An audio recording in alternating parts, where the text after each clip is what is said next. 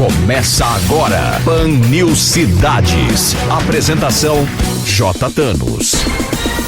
Apoio Plano Hospital Samaritano, porque nós cuidamos de você. SamaritanoSaude.com.br e Grupo Unieduca. Só aqui o seu futuro é na prática. Vestibular online em seufuturonapratica.com.br. Na Jovem Pan News Campinas, você ouve Palavra de Honra, a crônica de J. Thanos. Bom dia, amigos do Pan News Cidades. Hoje, dia 25 de setembro do segundo ano da pandemia, eu quero agradecer imensamente a audiência que o nosso programa atingiu nesse horário e também toda a audiência dos programas da Jovem Pan News, que tem marcado o novo jornalismo da região metropolitana de Campinas com credibilidade e compromisso com a verdade. Aliás, é essa credibilidade que fez da Jovem Pan News uma das mais ouvidas rádios de toda a região metropolitana e muito mais. Em meu nome, em nome de todos que compõem o nosso time de profissionais, mais uma vez, meu muito obrigado. Mas vamos em frente, porque a semana que passou foi repleta de acontecimentos. O mais importante foi a presença da comitiva presidencial em Nova York. O presidente Bolsonaro, como é da tradição, foi o primeiro a discursar na abertura da Conferência da Assembleia das Nações Unidas. O discurso foi considerado moderado para os padrões do presidente. Teve momentos altos e outros controvertidos. Infelizmente, o ministro da Saúde, Marcelo Queiroga, testou positivo para a Covid-19 e foi obrigado a permanecer em quarentena nos Estados Unidos até sua recuperação. A inesperada situação fez com que a Anvisa sugerisse que a quarentena fosse respeitada por todos que tiveram contato com o ministro, inclusive o presidente. Dentre os contaminados, encontram-se o deputado Eduardo Bolsonaro e um membro do corpo diplomático brasileiro. De qualquer maneira, vamos aguardar para que todos eles recuperem-se rapidamente. Em Campinas, o prefeito Dário Saad, também vacinado com as 2 doses, testou positivo e, internado para recuperar-se da Covid, entregou a prefeitura nas mãos do vice-prefeito, que deverá governar enquanto o afastamento persistir. A Covid-19 ainda está presente em nossa sociedade e todos os cuidados deverão continuar. Lembrando que a vacina não impede o contágio, simplesmente tem amenizado, diminuído a mortalidade, porém não é atestado de imunidade absoluta contra a peste. Todos os cuidados devem continuar. No programa de hoje, vamos homenagear o centenário do educador Paulo Freire, patrono da educação brasileira, que tem inspirado inúmeros pedagogos a tratar a educação com respeito pelo estudante. Nosso entrevistado é o professor Dr. Samuel Mendonça, professor da Pontifícia Universidade Católica de Campinas e pesquisador do CNPq, que vai compartilhar conosco suas experiências com as teorias de Paulo Freire, discutidas nas mais importantes universidades do mundo, como referência na área da educação. Lembre-se que esse e outros programas estão disponíveis pelo Spotify. Basta digitar e tenho dito Palavra de Honra. E você pode também acessar o meu Instagram digitando JThanosJR. As crônicas veiculadas durante a semana pela Jovem Pan News Campinas podem ser conferidas no blog jthanos.blogspot.com. E participe também pelo nosso WhatsApp 19 97149 1003. Repito, 19 97149 1003. Continue conosco no Pan News Cidades, porque aqui o seu direito é o nosso tema. Jovem Pan News. Jovem Pan News. A rede da informação.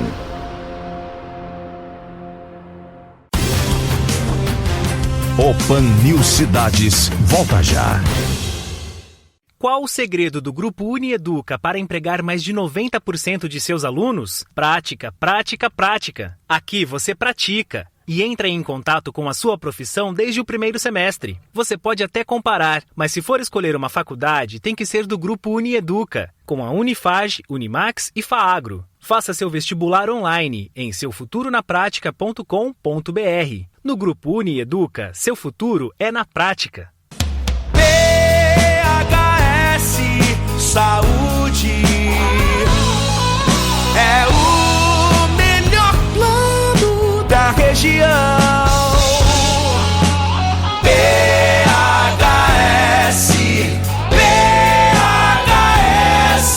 Samaritano Saúde, campeão. samaritanosaúde.com.br. Você está ligado no Pan News Cidades. Apresentação J. Thanos.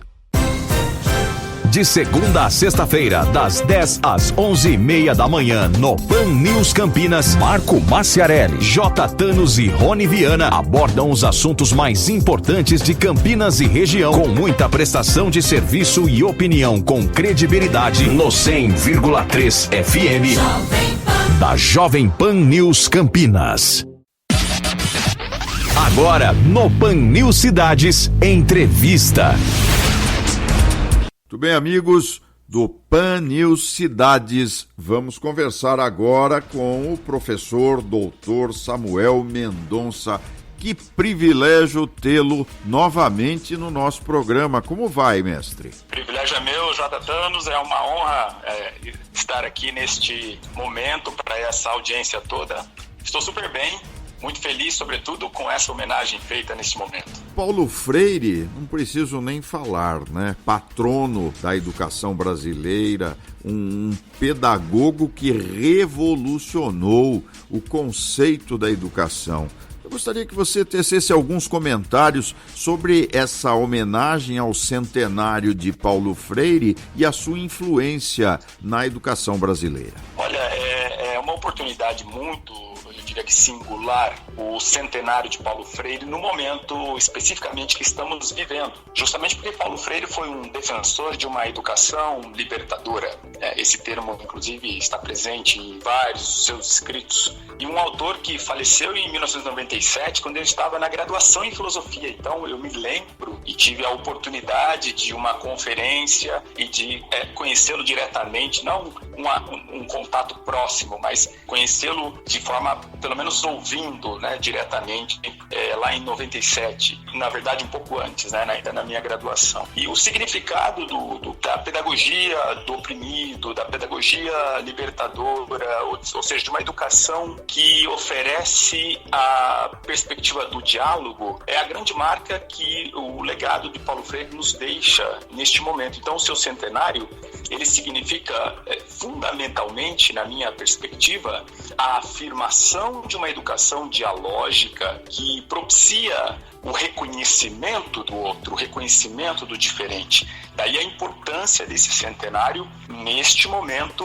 político e social que vivemos no Brasil. As crises pelas quais a educação passa nas últimas décadas poderiam ser amenizadas com a filosofia, os conceitos de Paulo Freire?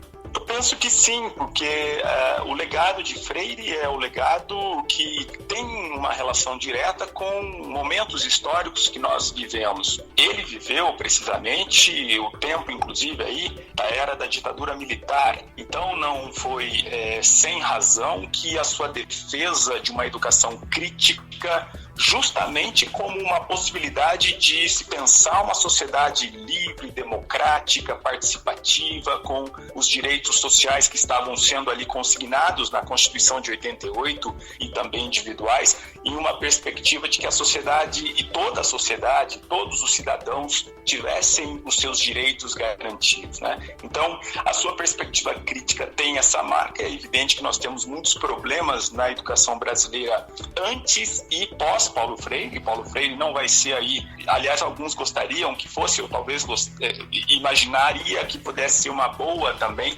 se ele tivesse provocado uma revolução que muitos dizem que ele provocou na educação. Infelizmente não. Infelizmente, muito de suas ideias estão ainda nos seus livros e pouco se transformou em políticas públicas. É claro que se nós olharmos as políticas públicas educacionais dos anos de 1960, 1970, para a guinada que vamos ter exatamente com a LDP de 1996, houve um avanço significativo e pós-96, muitas políticas públicas educacionais, inclusive em relação à questão da inclusão, inclusive em relação a direitos de minorias, nós tivemos muitos avanços, mas mesmo com esses avanços todos, nós mantivemos ainda uma espécie de uma escola, no geral, é claro, quando a gente fala de escola, precisaria caracterizar que escola é essa. Quando a gente fala de escola, a gente está falando de educação básica até o ensino superior. Os diversos problemas permanecem nas escolas, do ponto de vista ainda de uma ausência de uma formação mais autônoma, que era, inclusive, a meta do Paulo Freire. Então, infelizmente, diria, não conseguimos ainda materializar como política pública aquilo que Freire pensou, estruturou, viveu precisamente nas suas experiências educacionais. Agora, por outro lado, é preciso reconhecer também que, embora nós tenhamos problemas no geral com a educação, nós temos também muitas experiências de êxito, tanto de escolas públicas em diversos estados da nossa federação, como de escolas particulares no âmbito da educação básica. Temos escolas também exitosas no âmbito da educação de jovens e adultos, que era um dos eixos exatamente do Paulo Freire, como temos também um belo desenvolvimento no ensino superior. Então não dá para também dizer que a gente não teve, junto de um certo retrocesso e de uma estagnação, alguns avanços. Reconhecer isso é reconhecer sim o legado de muitos autores, também Paulo Freire, não apenas, e muitos educadores que estão exatamente vivendo o trabalho nas escolas, desde a educação básica ao ensino superior. Vivemos um mundo hoje polarizado entre progressistas e reacionários. A ideologia contamina a educação brasileira? Qual a sua opinião sobre esse tema tão conflituoso? Excelente pergunta, e penso que se nós tivéssemos uma perspectiva crítica, dialógica entre progressistas e conservadores, talvez nós tivéssemos mais uma possibilidade de êxito maior. Mas como justamente o senhor colocou bem que nós temos uma espécie de dicotomia entre progressistas e reacionários, os reacionários no geral não estão dispostos ao diálogo, né? O reacionário não está efetivamente pensando uma perspectiva de diálogo e de reconhecimento do outro, porque ele quer aniquilar o outro, porque ele já tem o caminho dele que é o certo. Então, nós precisaríamos avançar para retornar um momento que nós tivemos, e não faz muito tempo, em de uma discussão, uma luta na esfera política e até educacional entre projetos conservadores, projetos progressistas, e isso tudo dentro do espírito da democracia é absolutamente saudável, e é nessa direção talvez que devêssemos caminhar para buscar a retomada de diálogos na defesa de projetos, né? Tanto conservadores como progressistas. Agora, o reacionarismo, ele nos tira do ambiente dialógico. Daí o problema do momento que nós vivemos. Nós temos grupos sociais, aliás, alimentados. Me parece que no sentido do Paulo Freire, nós poderíamos recuperar o capítulo 3 da Pedagogia do Oprimido, que ele vai falar da importância do diálogo, o diálogo que tem como marca a palavra, a essência do diálogo nasce da palavra. Que palavra é essa? Para Paulo Freire, é a palavra que deve ser autêntica, e a palavra que deve ser autêntica, ela implica na ideia de uma ação e reflexão simultaneamente. Portanto, ele está pensando uma palavra que transforma o mundo, e não pode ser apenas um blá blá blá, ou o que ele chama de palavra inautêntica. Então é preciso recuperar a palavra autêntica de conservadores, é preciso recuperar a palavra autêntica de progressistas, porque assim, nesse ambiente dialógico em que há respeito e reconhecimento do outro, nós avançamos até mesmo para defender a educação, para defender políticas públicas e defender até o legado de Freire. O analfabetismo ainda é uma doença endêmica no país? Se nós considerarmos os números do que nós já tivemos no nosso país nos anos 70, 60, até anos 80, e o que foi, o que significou o direito à educação no espírito da Constituição Federal e no espírito da LDB de 96, nós podemos dizer que este problema ele foi radicalmente superado. Não significa que nós não tenhamos ainda, obviamente, a questão a ser enfrentada e que políticas públicas não devam ser pensadas, mas não há comparação do ponto de vista do acesso à educação que o Estado brasileiro conseguiu fomentar nos últimos anos desde a nossa redemocratização.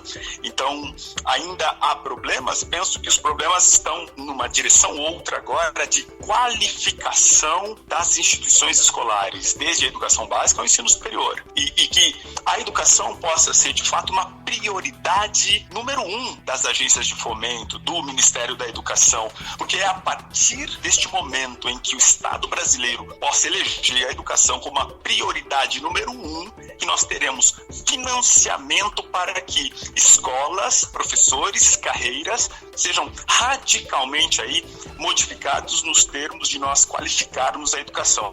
Então não dá para pensar que a educação vai receber uma qualificação que venha simplesmente de forma gratuita do divino, né?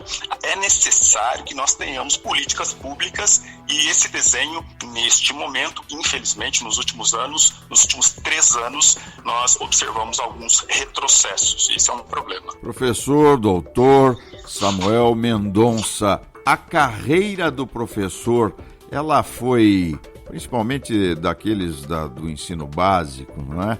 Ela foi desmontada, ela foi destruída nas últimas décadas? Podemos dizer que esforços têm sido feitos nessa direção.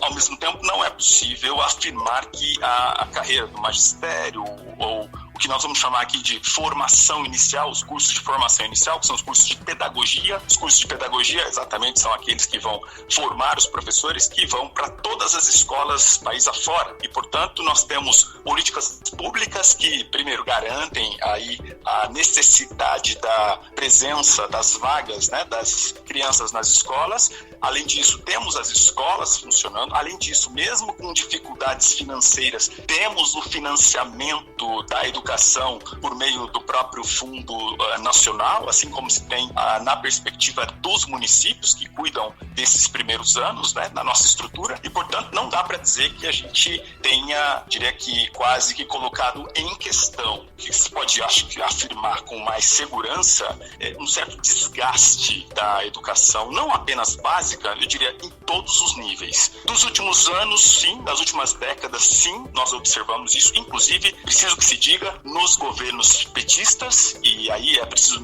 lembrar e deixar isso claro para os ouvintes, que no ano de 2015, ainda por ocasião do governo Dilma, eu me lembro de cortes que aconteceram diretamente afetando o ensino superior. Eu estava, à época, na coordenação de um programa de pós-graduação e acompanhei isso de perto com colegas coordenadores de universidades federais que sentiram isso diretamente. Então, é importante que a gente também tenha uma compreensão que não é apenas o governo atual que elegeu a educação como uma espécie de algo a ser abatido. Nós temos uma deteriorização da educação, embora um aumento do número de instituições superiores, os institutos federais e mesmo cursos que foram abertos em vários estados brasileiros, mas, no geral, nós não tivemos a educação como uma prioridade, nem em governos, portanto, progressistas. Agora, que nos últimos anos a educação tem sido um alvo a ser deteriorado de forma mais contundente, isso não há dúvida, tanto do ponto de vista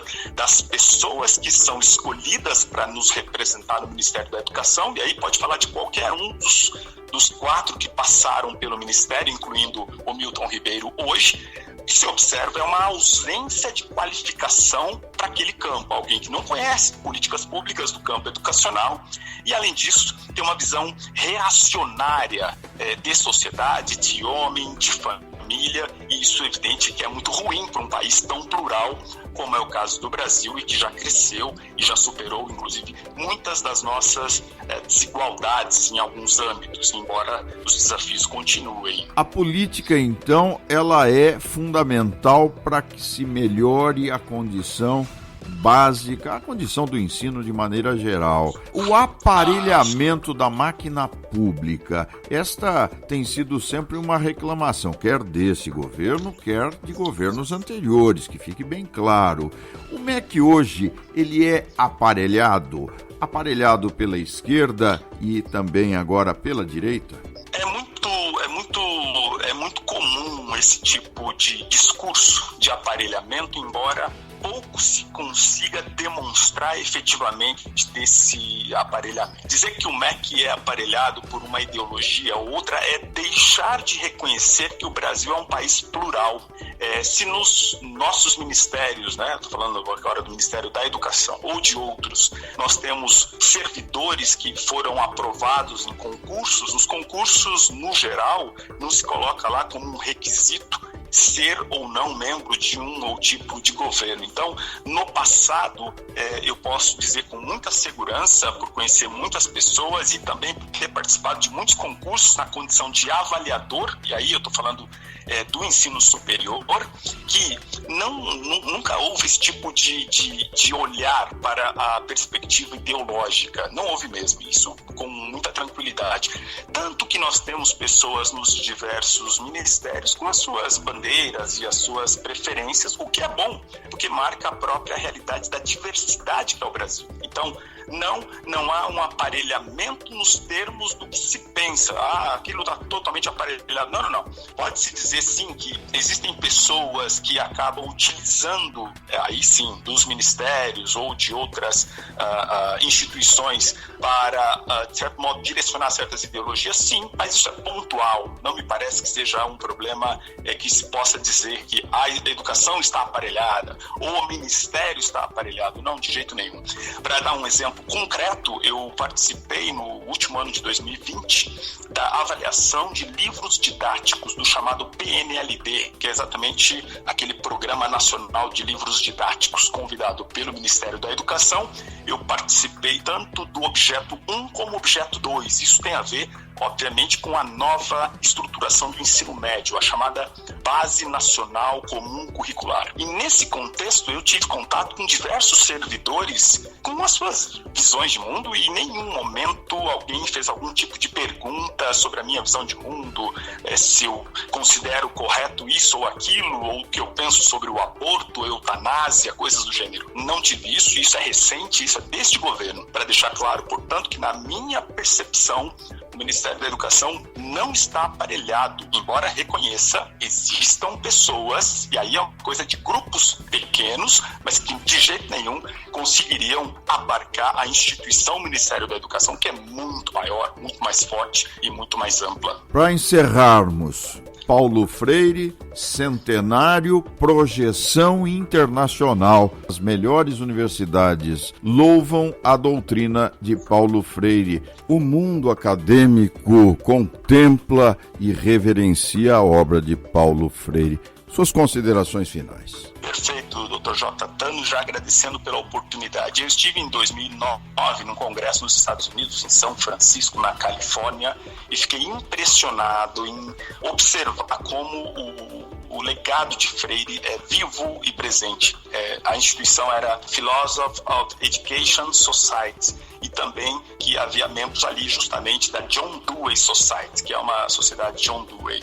Então, pesquisadores especificamente dos Estados Unidos, mas também da Europa. E em diversas conferências o nome de Freire aparecia e eu fiquei muito impressionado como ele é reconhecido internacionalmente. Para dar um exemplo concreto de um autor europeu, o Gerd Pista tem nos seus últimos escritos tratado de Paulo Freire, quando ele, por exemplo, escreveu o livro The Beautiful Risk of Education, quer dizer, o belo risco da educação, algo que poderia ser assim, uma tradução livre, ele tem um capítulo falando exatamente de uma série de intuições que Paulo Freire escrevera no seu tempo e, portanto, o seu reconhecimento, tanto do ponto de vista do método de alfabetização, como principalmente de suas ideias em torno de uma educação libertadora. isso é mais ou menos que lugar comum, e aí, para fechar, entre progressistas, por certo, mas também entre conservadores, porque os conservadores não estão fechados em relação ao desenvolvimento de uma educação que liberta. Então eu diria, Paulo Freire, ele consegue inclusive unir, quando lido, quando bem lido, quando compreendido, eu diria que pessoas de segmentos distintos e até inicialmente, aparentemente contraditórios.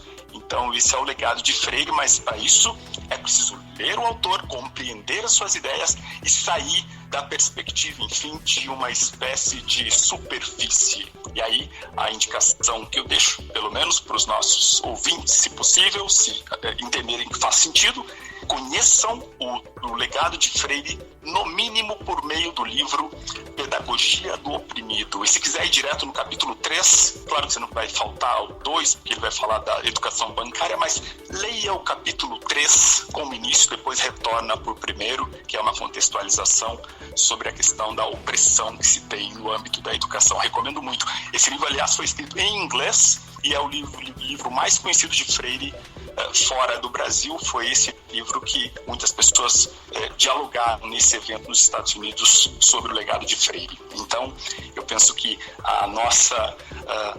o nosso momento agora é de reconhecimento, aproveitar o centenário e pedir para que as pessoas leiam, falem de Freire, mas falem a partir do seu texto, não falem a partir do que ouviram falar, nem a partir dessa entrevista rápida e curta que fizemos aqui e que eu agradeço muitíssimo pela oportunidade. Tivemos o privilégio de receber o professor doutor Samuel Mendonça. Grande abraço. Obrigado. Muito bem, amigos, o Pan News Cidades fica por aqui. Durante a semana você confere as minhas crônicas espalhadas pela programação da Jovem Pan News Campinas. Um abraço a todos e semana que vem a gente se fala. Até lá! Jovem Pan News. Com um programa inovador, disciplinas atuais e um corpo docente de altíssimo nível, o curso de especialização em Direito Empresarial Moderno da Unieduca é a escolha certa para você que atua no mundo corporativo. Faça um upgrade na sua carreira. O seu futuro na prática é agora. Acesse www.institutoiea.com.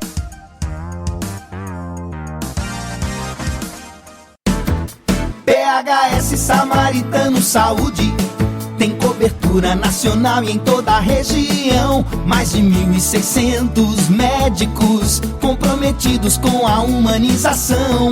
Planos de saúde que cabem no seu orçamento. A melhor infraestrutura em hospitais.